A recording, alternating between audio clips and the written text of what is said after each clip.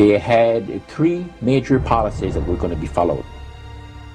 First, Lucifer says, we have to make sure that people, humans, get to believe that Satan and his angels do not really exist. You know, Roger, that's interesting because a recent research study report that I read indicated that in a national survey, I believe it's over 75% of people do not really believe in a real tangible devil. But there is one. Oh, yeah. The next thing, the three-parts policy that they had adopted there, the second one was to find a way of being able to get total control of people's minds. And that would be done by taking hypnotism out of the realm of the occult and introduce it as a new science for the benefit of mankind. They felt that by taking hypnotism out of the realm of the occult and introducing it as a new science for the benefit of mankind, they could then use people of great renown, educators, people of capacity, that would do great things, such as supposedly regress people in time to former lives that they had.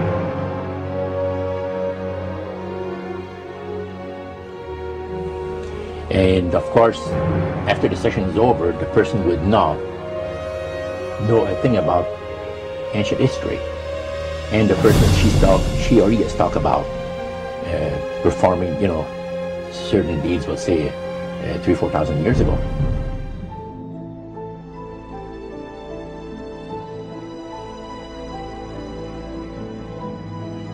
But this was their strategy. Now, what this would do for the thing is this, that it would create in the minds of the general public, solidly set in the mind of the general public, an unwavering trust in that great deception. So now this would be a way of de-Christianizing the Western world through the avenue of mysticism. The three things were, number one, that they did not want Satan did not want the human family to think that he or his angels existed. Right. The second point that you made had to do with taking control of people's minds. That's right. The third point was what? Was to destroy the Bible without burning it. Okay. See? And what was his strategy on that? On that, it was very interesting. Because after the Great General Council, it was decided that Satan would tutor Charles Darwin personally in setting up the principles of his theories of evolution.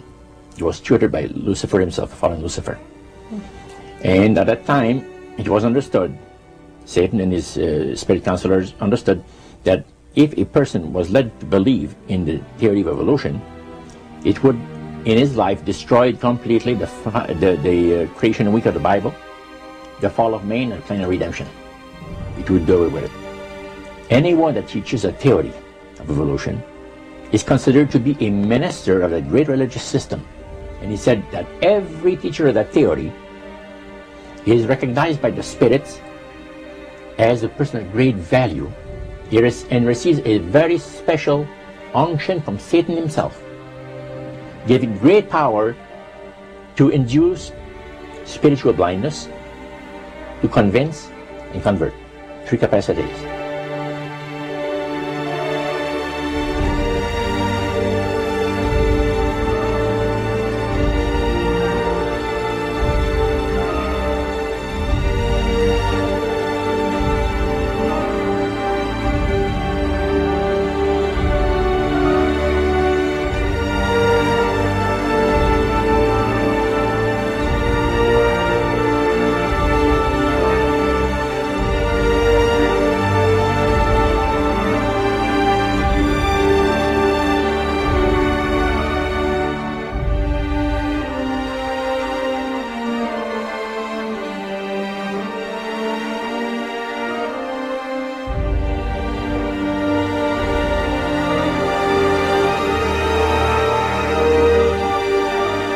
This is the grain plain, the Master's grain plain, for harvesting the nations, for harvesting the multitudes of the earth. into his cause just before the close of the great controversy between the forces of good and evil. It's going to be done in a unique manner. This grand plan is going to take people are going to eat the stuff, because it says spirits, demon spirits, will declare themselves to be inhabitants of far distant planets in the galaxies that are coming to warn the inhabitants of planet Earth of the impending destruction of the planet unless something seriously proper is done to avoid it.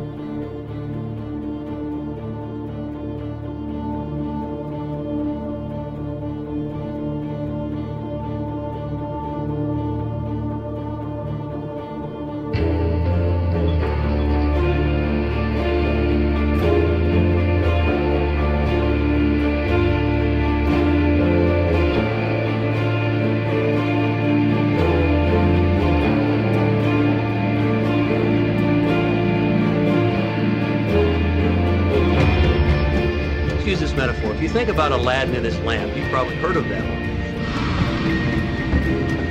The genie always says one thing. Your wish is my command. You know, the universe is this great genie, and your conscious mind is Aladdin. It formulates the intention of what you choose for your life.